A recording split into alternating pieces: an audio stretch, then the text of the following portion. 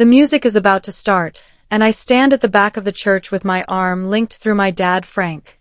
My dress feels heavy, and my breath keeps catching in my throat. He suddenly freezes. His hand slips away from mine, and for a moment I think he is adjusting something. Instead, he steps back from me. His face tightens in a way that scares me. He leans close and whispers that he will not walk me down the aisle. His voice is cold, sharper than I have ever heard it. He says it is because I refused to change the guest list the way he wanted. The coordinator waves frantically at us from the front, signaling that it is time. People inside the church begin turning in their seats, wondering why nothing is happening. I look at my dad, hoping he is joking or testing me. But he takes another step back, almost like he does not want to be seen beside me. My hands shake. The doors are about to open, and the music is seconds from starting. He says quietly that if I want to embarrass him, then I can walk myself. His voice feels like ice in my chest. I stand alone as everything begins to fall apart. 3 months earlier, I sat at my parents' kitchen table with stacks of invitations spread everywhere. My dad holds a red pen, circling names like he is grading a paper. He stops at my mom's name Denise and then circles her husband Mark's name. He taps the paper and tells me that if I respect him, I will not give them front row seats. His jaw tightens. He says that after everything she did to him, she does not deserve to sit anywhere near the front of my wedding. I try to stay calm and explain that they are still family, and I want a peaceful day. I tell him I do not want to choose sides. He shakes his head and stands up. He mutters that I will regret choosing her over him. His voice is low, but the words sting. He walks away from the table and leaves the room without looking back. As I sit there, the invitations look different somehow. Instead of happy messages, they feel like pieces in a strange fight that I never asked for. I can see in his eyes that the wedding has stopped being about my joy. It has become a test of loyalty, and I already know I am failing it in his mind. At the tasting event with my fiancé Tyler and his mom Donna, the table looks beautiful with tiny plates and fancy samples. But Donna is focused on something else. She brings out a printed color coding chart of the seating arrangement. She smiles in a tight way and says that my parents being divorced will make things messy. She points to her chart and suggests cutting a few people from my side to make room for more of Tyler's extended family. On her chart, my dad is placed in front, almost like a guest of honor. My mom is pushed close to the back, near the kitchen door. I try to make a light joke about the chart, but Tyler tells me not to turn everything into a problem. His tone makes me shrink a little inside. After we get home, I open the updated guest list Donna emailed. My stomach drops. She has already deleted 3 of my cousins without asking me. I stare at the screen in silence. Tyler scrolls through something on his phone and tells me it is not a big deal. But it is a big deal to me. For the first time, I feel the ground shift under my feet. My wedding does not feel like mine anymore. Later that night, I sat on my bed and scrolled through the guest list again. At first everything looks the same. Then I noticed an extra name beside my dad's RSVP line. A new woman. A girlfriend I have never heard of. Next to their names he added a note saying they should sit together in the front pew as the main hosts for the bride's side. My mom is listed under the general family with no special label. My stepdad Mark is simply marked as a guest. I stare at the list for a long time, trying to understand when my dad made these changes. I call him, and he answers with an annoyed sigh. When I ask about the girlfriend, he snaps that it is his right to bring whoever he wants. He says the front row will reflect who matters most. His voice sounds like something has cracked inside him and I do not know how to fix it. When I hang up, the truth hits me hard. This is not just stubbornness. My dad is rewriting my family on paper, changing the picture for everyone to see. And he expects me to follow along as if nothing is wrong. My maid of honor, Maya, visits the next afternoon with a worried look. She hesitates, then shows me a screenshot from Tyler's phone. It is a group chat with Tyler, Donna, and some of his friends. They are joking about my family, saying my side will probably cause drama. Someone calls my mom a homewrecker without knowing anything about what really happened. Another message says it is safer to keep my family outnumbered. My chest feels tight as I read the messages. What hurts most is seeing Tyler laughing in the chat instead of defending me. The person I am supposed to trust the most is part of the jokes.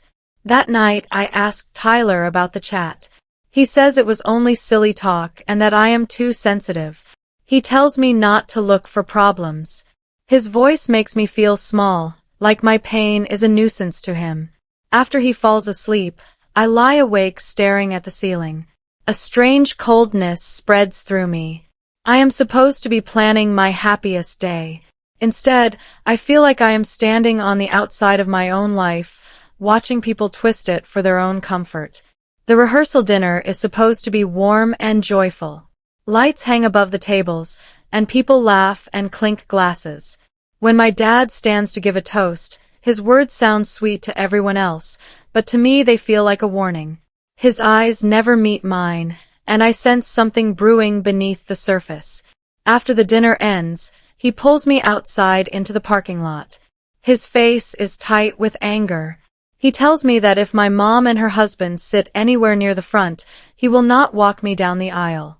He repeats that she ruined his life and that I am choosing her over him.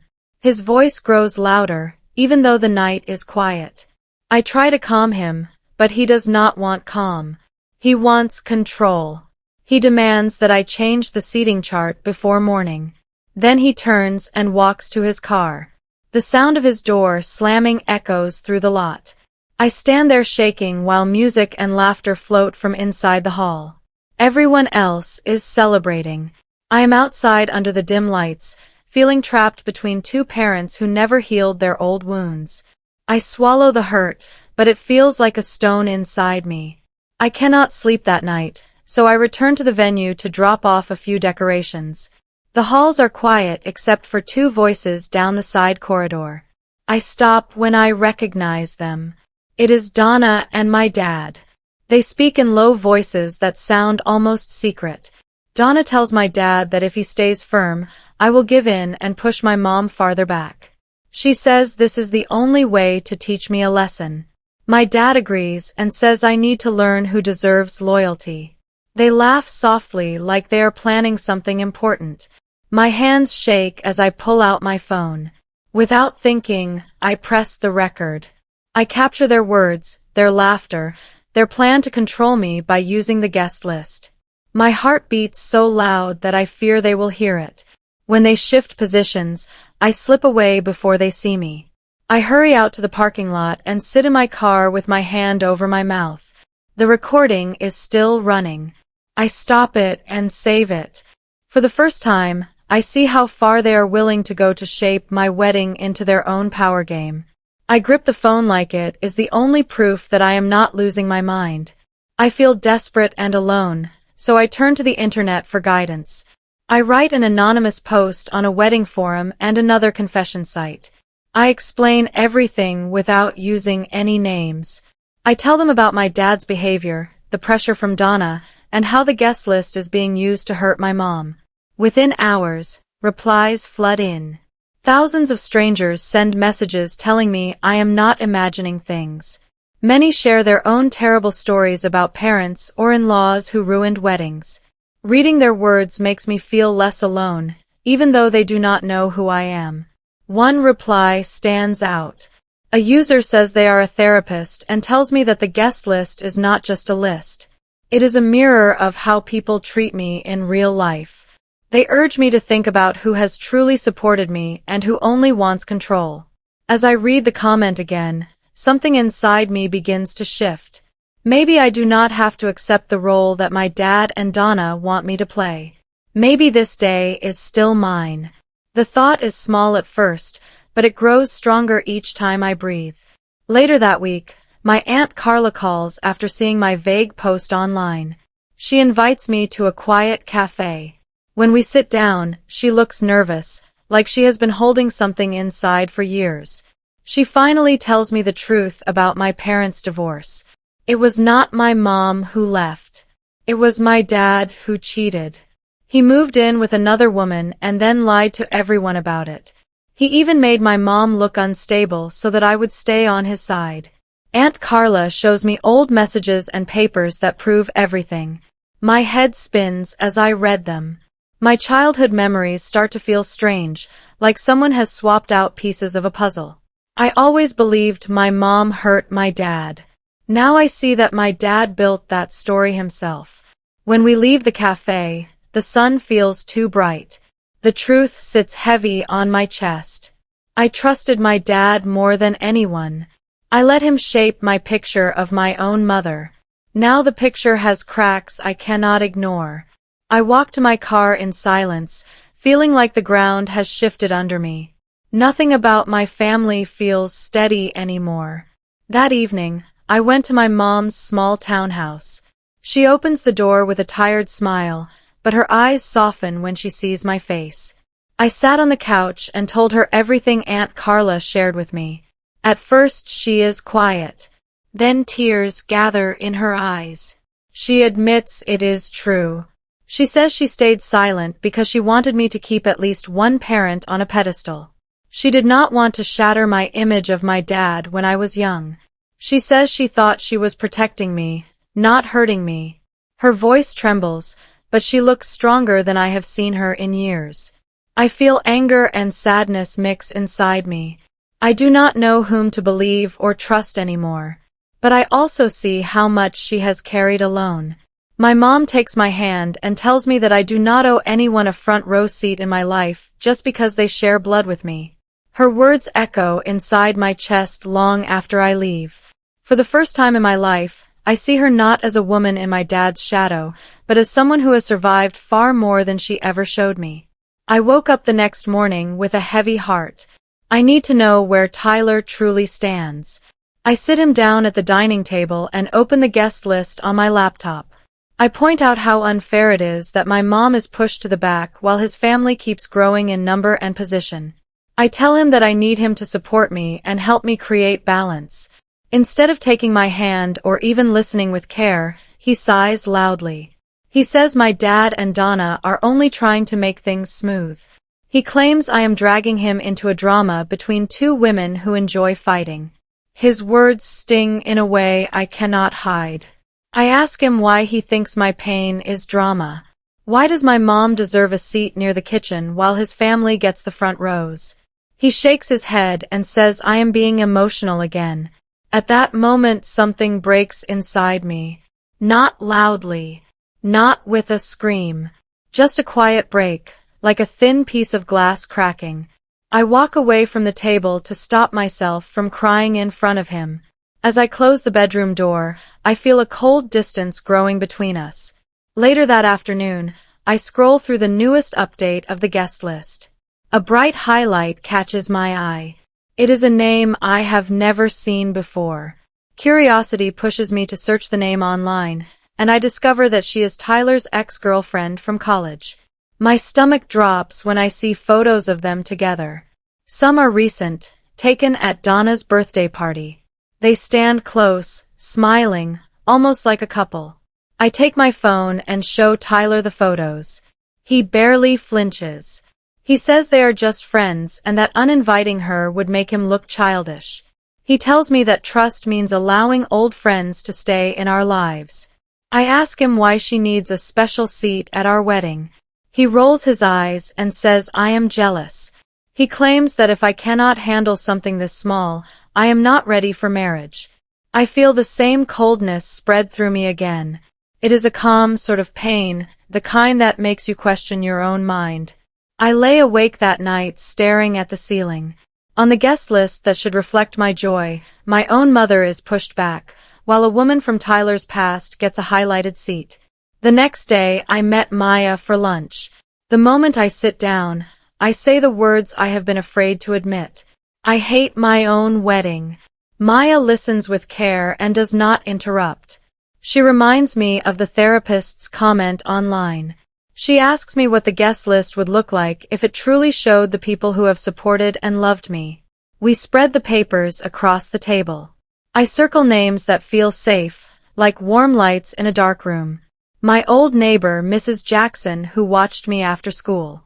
My college advisor, who helped me through a tough semester. My little cousin, who always defended me at family events. Seeing these names gives me a strange sense of comfort. Then we look at the other names. So many were added for other people's pride or control. Not for love. Not for joy. I suddenly understand that the list reflects more than seats. It reflects the story people expect me to live. Maya places her hand on mine. She tells me I have the right to choose my own story. For the first time, I feel something like courage. By the end of lunch, I whisper the words out loud. I am going to rewrite the guest list. And I will accept whatever comes next. That night the house is quiet, and the only light comes from my laptop. I begin drafting 2 kinds of messages. The first is warm and full of gratitude. It goes to people who have stood by me quietly for years. People who made me feel safe when life felt sharp. I invite them with real happiness, and I feel lighter as I write each note. The second message is different. It is calm but firm. I send it to people who have brought harm, including my dad's new girlfriend and Tyler's ex. I do not insult them. I simply explain that due to limited seating, we are following a new direction. I try to keep my tone steady and respectful, even as my heart beats fast. When I finish writing, my finger hovers over the send button. I picture my dad's anger, Donna's shock, Tyler's harsh words. My breath shakes. But then I remember my mother crying on the couch. I remember the recording of my dad and Donna plotting. I take a deep breath and press send. The messages fly out like birds into the night. I close the laptop and sit still. The house is silent, but inside me something finally begins to settle. The next morning my phone keeps buzzing. Some of the people I newly invited send joyful replies. Their happiness makes me smile for the first time in days. My college advisor even sends a voice note filled with excitement that makes me tear up. But then comes the storm. My dad calls again and again, leaving angry messages. He shouts that I embarrassed him by uninviting his girlfriend and moving my mom to the front. Donna texts me a long message calling me rude and warning that this choice will destroy peace in the family. She blames me for everything. Tyler walks into the room with his phone in hand. He says his mom is crying because of me. He asks why I would hurt her like this. His tone is cold, almost like he sees me as the problem. I tell him that the guest list now shows the truth. He does not like that answer. His face grows dark. He says I am making everything fall apart. I feel a small tremble in my chest, but it passes. I do not take my words back. It is the first time I say something firm without shaking. And even though I am scared, I feel a faint spark of strength inside me. That evening my dad finally reached me. His voice is sharp the moment I say hello. He tells me that by touching his guest list, I have shamed him in front of everyone. He says he will not take part in a wedding where his wishes are ignored. He repeats the same hurtful idea that I chose my mom over him. I listen in silence, feeling both afraid and strangely calm. I tell him I understand his choice. I say I have already asked someone else to walk me down the aisle. There is a long pause on the phone. I can almost hear his shock. He expected me to beg. He expected me to panic. When I do neither, his voice changes to anger. He warns that people will talk. They will think I pushed him away. He says that I will regret this for the rest of my life. His words come fast, almost like he is trying to fill every second with blame. When the call ends, I put my phone down and sit quietly. Tears come, but they feel different. They are not tears of fear. They are tears of letting go. For the first time, I feel a small sense of relief, even though my heart aches. Donna calls next. Her tone shifts quickly, from wounded to threatening. She says that if her guests do not receive the seats she believes they deserve, she will cancel the cake order her cousin is handling. She says her side of the family might not attend at all. She tries to scare me with the idea of a ruined celebration. She does not know that I already made another plan. After all the drama, I booked a different bakery in secret. The new bakery confirmed the order 3 days ago. I learned from the online community that having a backup is sometimes the only way to survive certain families. I speak calmly and tell her the cake is covered. I also say that it is her choice whether she comes or not. Her breath catches for a moment, surprised that her threat did not work. Then she ends the call without saying goodbye. I stare at my phone for a long moment. Something inside me feels different. The fear that once kept me quiet does not control me anymore. I feel the power shift, even if just a little. For the first time, I realize that I am no longer the one being pushed. I am finally standing my ground. That night Tyler comes home with a suitcase. He sets it by the door with a loud thud. His face looks set in stone. He says he is staying at his mom's place until I fix the mess I created.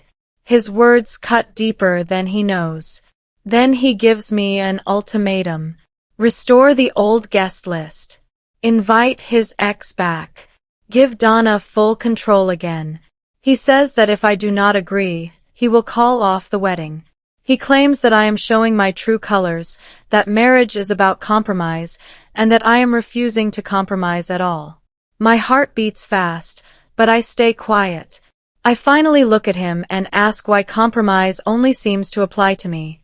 Why must my family shrink to make space for him? Why do my feelings never matter? He does not answer.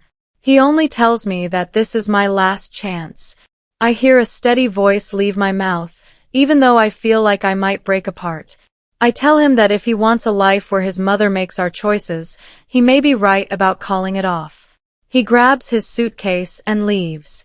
The door closing behind him sounds like the end of something important. I sit alone in a quiet apartment. The silence feels heavy and cold. I open my phone and read through the comments on my anonymous post again. One long reply stands out more than the rest. It describes the signs of emotional abuse, especially when partners and parents work together to control someone. Every sentence sounds familiar, like the writer is watching my life from the outside. I feel my throat tighten. The message says that love should not feel like fear. Partnership should not feel like walking on thin ice. Something inside me cracks open. I reached out to the therapist who replied earlier. She offers a last-minute appointment. When I sit in her office, I feel like I might crumble. She listens without judgment as I tell her everything. She explains the patterns, the warnings, the way control hides inside kindness and guilt. Her words feel like a mirror held up to my life. I see things clearly for the first time. Not just about Tyler. Not just about Donna. Not just about my dad. But about the way I learned to make myself small to keep others happy. I walk out of the session with shaking hands, but also with a new sense of truth. My wedding is no longer the problem. My whole future is at a crossroads. The night before the wedding, I received a message from my younger cousin Leo. He works at a bar where Tyler sometimes hangs out. He looks nervous in his text and then sends me screenshots from a group chat he was added to by accident. My heart begins to pound as I read the messages. Tyler and his ex are making fun of me. They joke that I am too emotional to ever leave him. They say tomorrow will be fun to watch. They laugh about my boundary with the guest list. Then they start making bets about whether I will apologize first. My stomach twists as I read their words. The screenshots feel like a slap. This is the man I thought I would marry. This is the person I defended again and again. I sit very still with the phone in my hand. For a moment I cannot breathe. But then something shifts inside me. It is not anger. It is not sadness. It is clear and calm. I whisper to myself that I deserve better.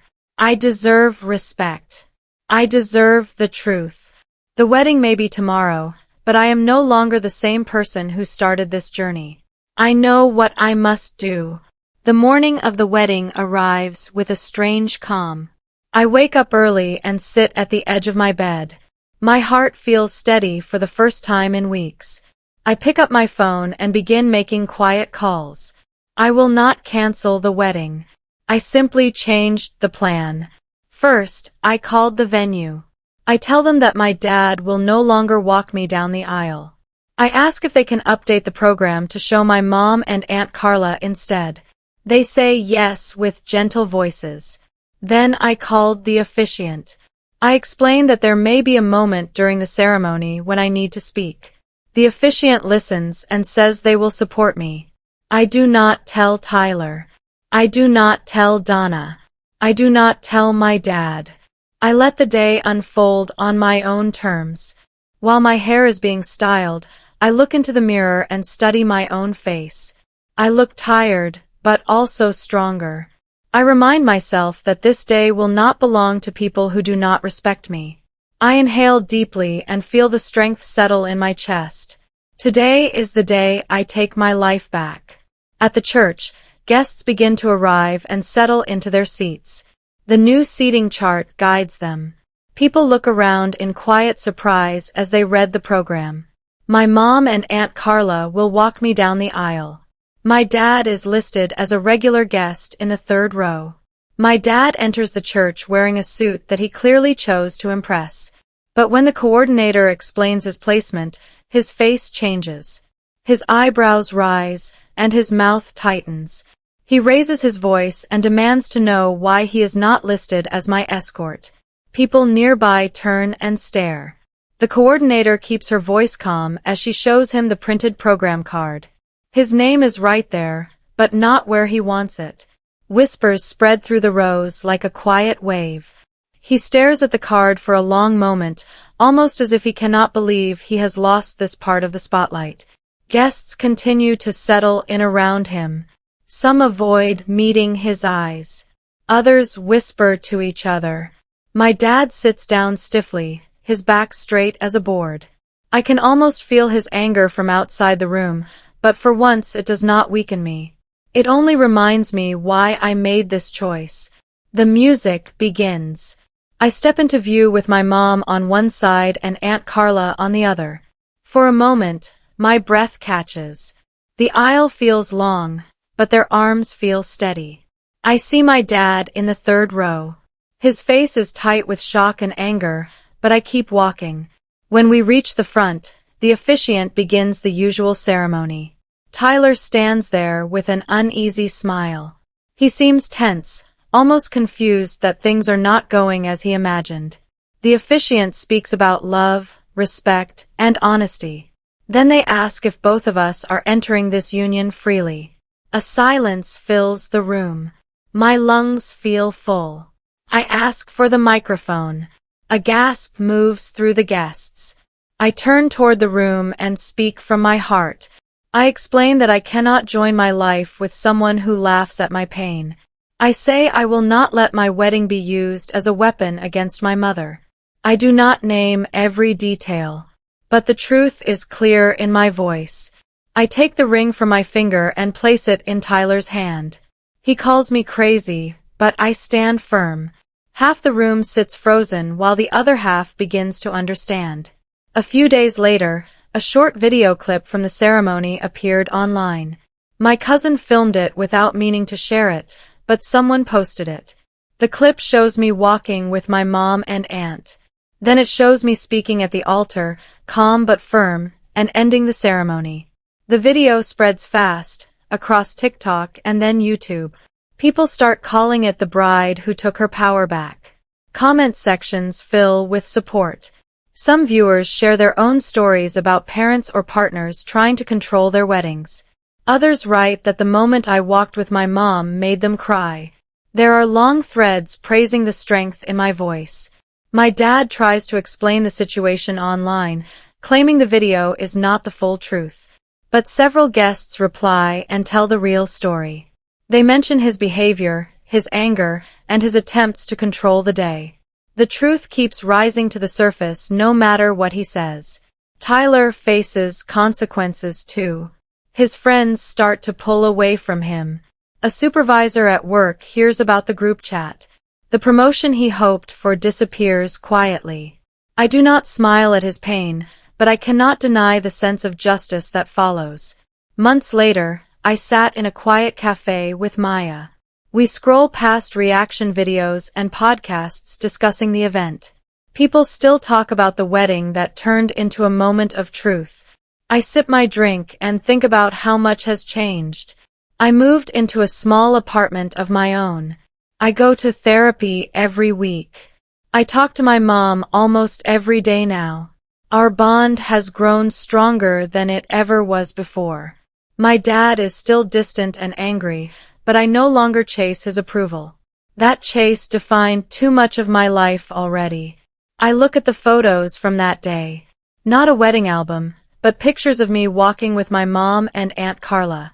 Two women who have always loved me in quiet and steady ways. I feel proud of myself for choosing love over fear.